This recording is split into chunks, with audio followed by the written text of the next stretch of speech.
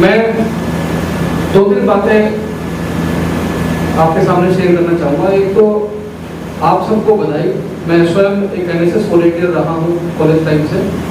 तो हम लोगों ने भी, मुझे जहाँ तक याद है 7 बार मैंने ब्लड डोनेट किया अभी तक। लेकिन आप लोगों की जो संख्या सुन के मुझे और मोटिवेशन आ रहा है कि मुझे लगता है कि हमें और इस संख्या को बढ़ाना चाहिए, क्योंकि 30-30 बार आप लोगों ने ब्लड डोनेट किया, इसके लिए आपको बहुत बहुत बधाई। दूसरी बात, मैं भी CMS साहब से बात कर रहा था कि किसी भी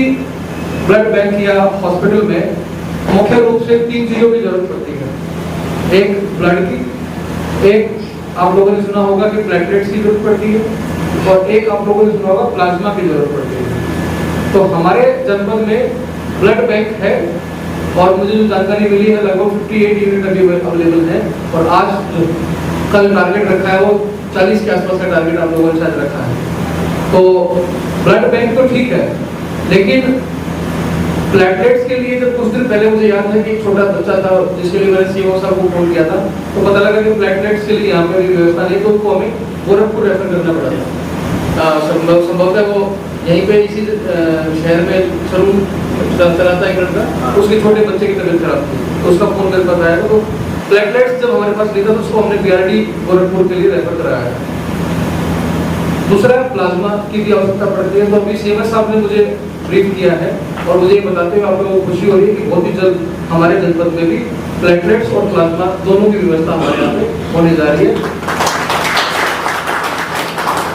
और इसकी जो अभी वर्तमान स्थिति है वो ये है कि इंफ्रास्ट्रक्चर ट्रेनिंग से संबंधित सारे काम पूरे करा दिए गए हैं।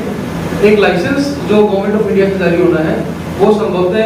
CMS साहब के जो है कुछ मित्र भी हैं जो भारत सरकार में है, वो उनसे संपर्क में है, और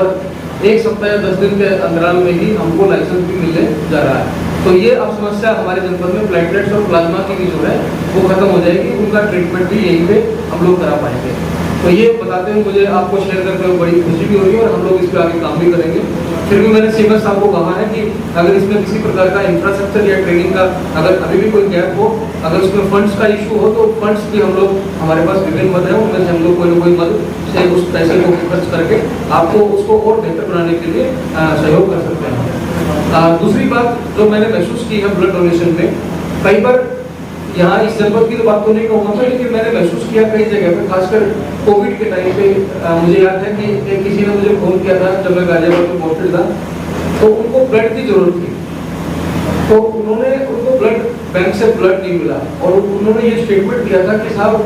मैंने अपने जीवन काल में इतनी बार ब्लड डोनेट किया, और देखिए कि जब मुझे जरूरत है, मेरे परिवार को जरूरत है, तो हमको ही ब्लड जो है मिलने में समस्या आ रही है, कठिनाई हो रही है। तो ये एक ऐसा चीज है जो मुझे लगता है कहीं ना कहीं हमको विचार करना चाहिए कि जो हमारे वॉलंटियर्स हैं या जो संस्थाएं हैं जो ब्लड डोनेशन में हमारा सहयोग करती है, हमेशा आगे बढ़ चढ़ के हमारे साथ काम करते हैं,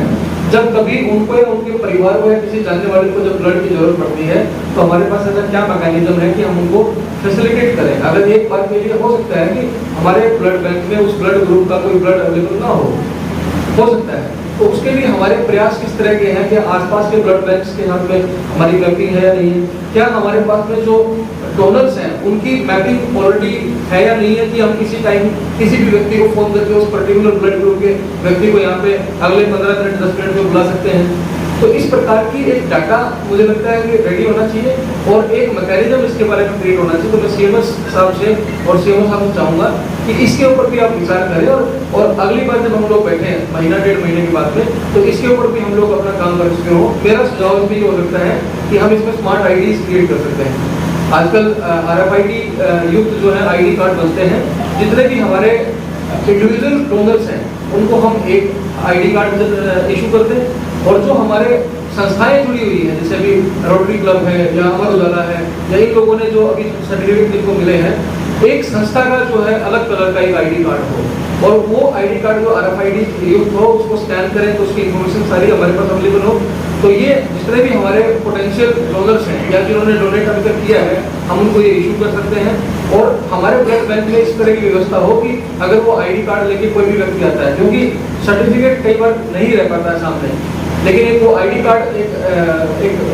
हमारा प्लास्टिक कार्ड होता है, तो उसको हम लोग वॉलेट में कैरी कर सकते हैं। तो कभी भी कोई आदमी अगर हमारा डोनर या संस्था का आदमी अपना कार्ड देता है तो उसको प्रायोरिटी बेसिस पे ब्लड अरेंज कराने की जो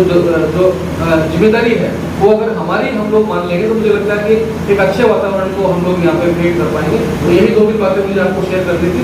मैं पुनः एक बार आप सबको बधाई देता हूँ और धन्यवाद देता हूँ पूरे आप सभी का कि आप लोगों ने इस पुण्य काम में अपनी जिम्मेदारी को निभाया। धन्यवाद। पता नहीं कहाँ घूमता है कि कोई एक यूनिट मिल जाए उसको ब्लड का, और ये कठिनाई तब और बढ़ जाती है जब ब्लड का यूनिट बहुत ही रेयर हो। तो मेरा एक उनका मानना है कि जितने भी हमारे यहाँ पे इस सभा कक्ष में सभी लोग बैठे हैं, आप सभी लोगों ने काफ़ी बड़ा एक योगदान दिया है रक्तदान में। मैं यही आप सभी से अपेक्षा करता हूँ और आप सभी स्वयं एक प्रेरणादायक स्रोत है। आपके माध्यम से जितने भी आप लोगों ने ब्लड का कॉन्ट्रीब्यूशन कराया है या स्वयं किया है, ये खुद में एक प्रेरणा का स्रोत है। और मैं चाहूँगा कि जो आपकी जो ऊर्जा है, आपकी जो एनर्जी है, ऐसे ही बनी रहे। और जो हमारा रक्तदान जो पिछले यहाँ पे आपने बताया 2010 से हमारा ये ब्लड बैंक चल रहा है, ये निरंतर ऐसा चलता रहे। प्रति वर्ष जो हमारा ब्लड का यूनिट है वो बढ़ता रहे, और जब भी कभी विपदा आए, कभी जरूरत पड़े, तो हमारा जो ब्लड बैंक है हमेशा इसके पास पर्याप्त ब्लड के यूनिट्स हो ताकि किसी को कोई समस्या